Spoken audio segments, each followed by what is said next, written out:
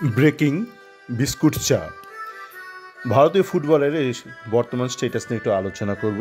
কেন breaking biscuit চা বললাম, কেননা আজকের একটা চা বিস্কুটের একটা মিটিং ছিল দিল্লিতে, ওই আইএসএলের ভবিষ্যৎ নিয়ে। তো তারপর দেখলাম মানে অনেক সাংবাদিক অনেক কথাবার্তা বলছে ব্রেকিং ব্রেকিং জুড়ে সামনে প্রিফিক্স দিচ্ছে ব্রেকিং। এখন ব্রেকিং কথাটা আর কোনো মানে দাঁড়ায় না। মানে যাই খবর, মানে সাধারণ খবর, কেউ কাল বলে breaking good morning, breaking good night. তো এত মিথ্যে কথা বলা বা ফালতু বলা পোষায় না। তাই একটু বিস্কুট ব্রেক করে, মানে ভেঙে বিস্কুট চা দিয়ে খেতে খেতে একটু আলোচনা করা যাক। মানে কী অবস্থায়, কোথায় দাঁড়িয়ে, কোথাও দাঁড়িয়ে নয়, বেসিক্যালি খুব বেশি পরিবর্তন হয়নি পরিস্থিতি, সেটা ব্যাখ্যা করব, বোঝাবো একটু। কারণ আমাদের একটু বোঝা দরকার আমরা ঠিক কোথায় দাঁড়িয়ে আছি। কোথায় যেতে পারি সেটা তো অন্য ব্যাপার, কিন্তু কোথায় দাঁড়িয়েছি তো আগে জানা দরকার। আপনি কোথায় যাবেন, দিল্লি যাবেন না বম্বে যাবেন নাকি আমেরিকা যাবেন, লন্ডন যাবেন, সেটা নির্ধারণ করার আগে আপনাকে জানতে হবে আপনি কোথায় রয়েছেন, তাই তো?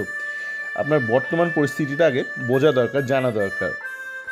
তো সেই বিষয়ে যাওয়ার আগে আরেকটা বিষয় নিয়ে বলি। আজকে মিটিংয়ের পরেই, মিটিং চলাকালীন বোধহয় কেউ কেউ জিজ্ঞেস করেছিল যে ট্রান্সফার উইন্ডোটা যদি একটু বাড়ানো যায়, একটু যদি বাড়ানো যায় স্যার, একটু যদি বাড়ানো যায়। তাহলে স্যার মানে কল্যাণবাবু বলেছেন না না, এটা আমার হাতে নয়, এটা ফিফার হাতে। হ্যাঁ, অবশ্যই ফিফা নির্ধারণ করে কোন দেশে ট্রান্সফার উইন্ডো কবে খোলা থাকবে, বন্ধ থাকবে। সেটা কোনো দেশের সংগঠন বা ফেডারেশন যদি চায়, সে ফিফার সাথে আলোচনা করতেই পারে। কিন্তু দেখুন, শুধু ভারতের উইন্ডো বদলে তো কোনো লাভ নেই। লাভ আছে কি? আপনি কেন উইন্ডো বদলাতে চাইছেন আগে সেটা বোঝা দরকার। কেন আপনার মধ্যে শঙ্কা রয়েছে? আপনার মানে ইস্টবেঙ্গল বলছি না, ইস্টবেঙ্গল মহাবারান বলছি না, মানে যারা লক আউট হয়ে যাচ্ছে বা বন্ধ হয়ে গেছে, আপনার মনে শঙ্কা আছে যদি একটু টেনে দেওয়া যায় উইন্ডোটা, যদি অক্টোবর নভেম্বর করে দেওয়া যায়। তো কেন আপনি করতে চাইছেন না? আপনি একটু বিদেশি প্লেয়ারকে যদি নিতে পারেন একটুখানি ট্রান্সফার ফিটি দিয়ে, কিন্তু আপনি নেবেন কী করে? আপনার বাকি দেশের তো, ম্যাক্সিমাম দেশে তো অগাস্টের এন্ডে বন্ধ হয়ে যাচ্ছে উইন্ডো। তা আপনি নেবেন, আপনি কাউকে যাকে তাকে তুলে নেবেন। মানে ধরুন এক্সটেন্ড করলো, অগাস্ট এন্ডের বদলে অক্টোবর এন্ড করলো, 2 মাস এক্সটেন্ড করলো। তো আপনি অক্টোবরে গিয়ে যদি চান কোথাও থেকে একটা প্লেয়ারকে আনবেন, কী করে আনবেন? যে ক্লাব থেকে আনবেন সেই ক্লাব তো একটা টিম বানিয়ে ফেলেছে, তাদের তো ট্রান্সফার উইন্ডো বন্ধ হয়ে গেছে। সে আপনাকে তার নিজের টিমের শ্রেষ্ঠ প্লেয়ারটাকে দিয়ে দেবে? আনতেই পারেন, কিন্তু সম্ভাবনাটা অনেকটা কমে যায়। কেননা সবাই কিন্তু বাজার পাট করে নিচ্ছে এই সামার উইন্ডোতে। কিছু দেশ আছে যাদের উইন্টার উইন্ডোতে যাদের ব্যবসাটা হয়, আমাদের বা অনেক ম্যাক্সিমাম দেশেরাই সামার এই টাইমটাতেই হয়। তো আপনার একা দরজা খোলা রাখলে কোনো লাভ নেই, বাকিদের দরজা বন্ধ হয়ে গেলে ব্যাপারটা সমান দাঁড়ায়। এবার কি কি আলোচনা হলো, কিছুই হওয়ার কথা না, কেননা এটা তো আগেই বলেছি। আজকে যারা মিটিংয়ে গেছে কারোর হাতে কিছু নেই। কেননা আবার একটু রিপিট করছে, আপনারা অনেকেই ভুলে যান, শর্ট টার্ম মেমোরি লস আমাদের দেশের মানুষের, সব ভুলে যায়। দেখুন, প্রথমত স্পোর্টস যে বিলটা রয়েছে, স্পোর্টস কোড বিল, ওটা পাস হতে হবে পার্লামেন্টে এখন ঝুলে আছে। মানে এটা ওটা টাম্পু ফাম্পু এসব বিভিন্ন বিষয় সমস্যায় রয়েছে। কার সঙ্গে হাত মেলাবে, কার সঙ্গে হাত ছড়িয়ে নেবে বুঝতে পারছেন আমাদের দেশ। সেটা আলাদা একটা রাজনৈতিক বিষয়, সেই বিষয়ে আমি যাচ্ছি না। চেনা অচেনা অনেক বিষয় চলছে এই মুহূর্তে, তো সেই বিষয়ে যাচ্ছি না এই চক্করে। কিন্তু স্পোর্টস বিলটা এখনও পাস হয়নি। এবার বাদল অধিবেশনটা বা এই মনসুন যে সেশনটা, এটা বন্ধ হতে চলেছে, আর কিছু দিনের মধ্যে বন্ধ হয়ে যাবে। তো যাকে আশা করছি বন্ধ হওয়ার আগে স্পোর্টস বিলটা পাস হয়ে যাবে। তো স্পোর্টস বিল পাস হয়ে যাওয়ার পর সেই স্পোর্টস বিলের আধারে যে নতুন কনস্টিটিউশনটা তৈরি হয়েছে বা ড্রাফট হয়েছে, খসড়া, সেই খসড়াটাকে কিন্তু অনুমোদন দিতে হবে সুপ্রিম কোর্টকে। মানে খসড়া তো বহু আগে বানিয়েছিল ভাস্কর গাঙ্গুলি আর কয়েকজন মিলে, কিন্তু সেই খসড়াটা স্পোর্টস বিল কোড অনুযায়ী হয়েছে কিনা, বা খসড়া তো কোনো মানে খ্যাস কোনো ব্যাপার আছে কিনা, সেগুলোকে তো নির্ধারণ করে এটাকে অনুমোদন দিতে হবে সুপ্রিম কোর্টকে। তো সেই খসড়াটা অনুমোদন হয়ে যাওয়ার পর, মানে সেই স্পোর্টস যে নতুন যে কনস্টিটিউশনটা ফুটবল ফেডারেশনে, সেটা অ্যাপ্রুভাল হয়ে যাওয়ার পর সেই কনস্টিটিউশনের ভিত্তিতে ইলেকশন হতে হবে। ইলেকশন নিয়ে এখন আজকে দেখি অনেকে বলছে, অনেক সংবাদ মাধ্যম, যে বা বোধহয় আমাদের কল্যাণবাবুও বললেন যে ডিসেম্বরের মধ্যে আশা করছি সেই ইলেকশনটা হয়ে যাবে। এবার ইলেকশন যতক্ষণ না হচ্ছে ততক্ষণ পর্যন্ত যারা এই অন্তর্বর্তীকালীন ক্ষমতায় রয়েছে, মানে কল্যাণবাবু এরা, এদের কিন্তু কোনো ক্ষমতা নেই। মানে কারোর সঙ্গে কোনো আপোষে যাওয়া বা কোনো একটা নতুন একটা চুক্তি নবীকরণ করা বা নতুন চুক্তি বানানো, ধরুন FSDL এর সাথে বা অন্য কারোর সাথে করার এই মুহূর্তে তাদের ক্ষমতা নেই। তারাও ইন্টারিম একটা এক্সটেনশনে রয়েছে, বহুদিন ধরেই রয়েছে, এই মুহূর্তে না, তারা বহুদিন ধরে সেই ওয়ার্ল্ড কাপ আন্ডার 17 পর থেকে কিন্তু এক্সটেনশনে রয়েছে। এরা এতদিন কেন করেনি আমরা জানি না, এখন বলছে কোড বিলম্ব করেছে, কিন্তু এরা বহুদিন ধরে কিন্তু এক্সটেনশনে নিজেরাই রয়েছে। তো যাকে কাকে একটা দোষ দিয়ে দিলেই হলো। এখন ঘটনা হচ্ছে যে মানে ডিসেম্বরের মধ্যে আশা করছি ইলেকশন হয়ে যাবে। তবে যারাই ক্ষমতায় আসবে, সেই যেই হোক, যে ABCD যেই ক্ষমতায় আসুক অপাখা, আর তারপর তাদের কিন্তু ঠিক করতে হবে তারা কীভাবে লিগটা চালাবে। যে টায়ার 1 লিগ, সেই লিগের নাম কী হবে, সেটা ISL হতে পারে, অন্য কিছু হতে পারে, কিন্তু লিগটা কী করে তারা চালাবে।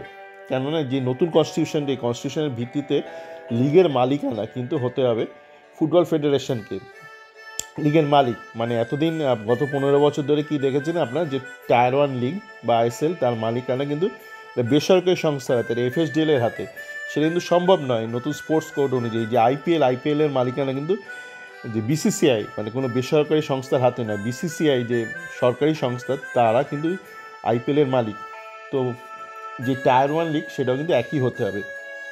তো যাকে চা বিস্কুটটা খেতে গেছে কেউ কেউ, বাকিরা ম্যাক্সিমামই ডিজিটালি রিমোটলি অ্যাটেন্ড করেছে মিটিংটা।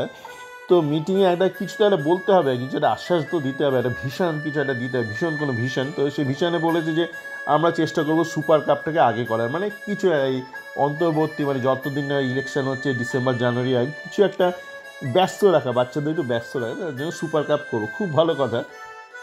সুপার কাপ করতে গেলে যে পয়সা লাগবে, আমাদের কাছে গত বছর মানে উড়িষ্যা সরকার, যে নতুন সরকার এসছে, যারা ক্ষমতা এসছে, তারা অতটা না খেলাধুলা নিয়ে অতটা তাদের মাথা ব্যথা নেই, তারা একটু ধর্ম নিয়ে থাকতে ভালোবাসে। যাকে সবার আলাদা আলাদা ভালো লাগা থাকে। অনেক ব্যক্তি দেখবেন খেলাধুলো নিয়ে থাকে, অনেক ব্যক্তি ধর্মচর্চা নিয়ে থাকে।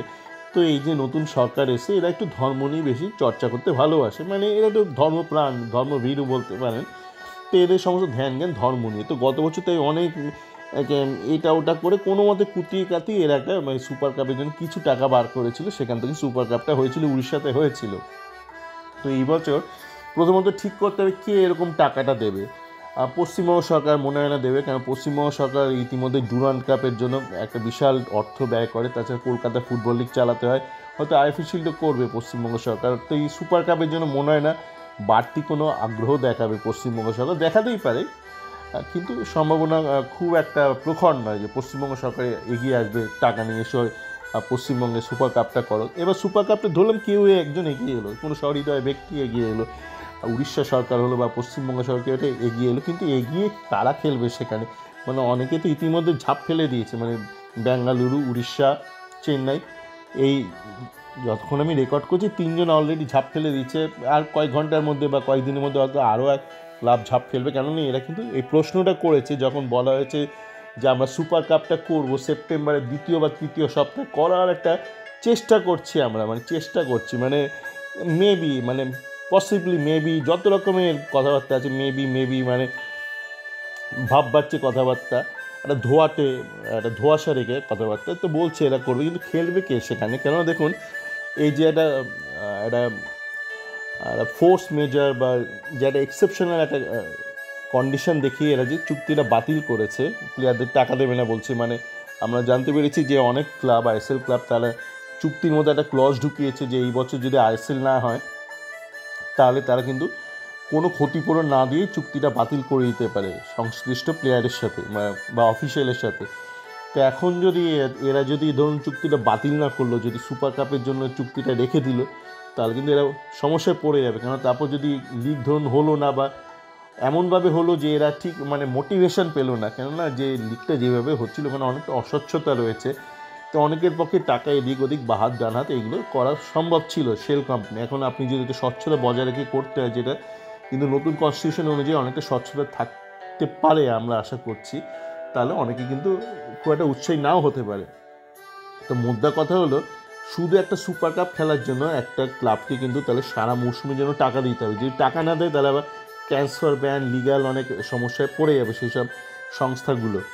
তো তো সেই জন্য তারা কিন্তু ইতিমধ্যে জিজ্ঞেস করেছে যে আমরা সুপার কাপে খেলতে পারি, কিন্তু তুমি আগে ক্ল্যারিটি দাও যে এই লিগটা তুমি করবে কিনা, যে টায়ার ওয়ান লিগ, এবং সেই লিগটা করবে কিনা সেটা বলার ক্ষমতা নেই কল্যাণবাবুর বা ফেডারেশনে যারা রয়েছে এই মুহূর্তে, তারা কিন্তু বলতে পারবে না, কেন তারা তো এই মুহূর্তে এক্সটেনশনে রয়েছে। যতক্ষণ ইলেকশন হচ্ছে, যতক্ষণ না একটা নবনির্বাচিত একটা কেউ আসছে কমিটিতে ফেডারেশনে, সে তো বলতে পারবে না।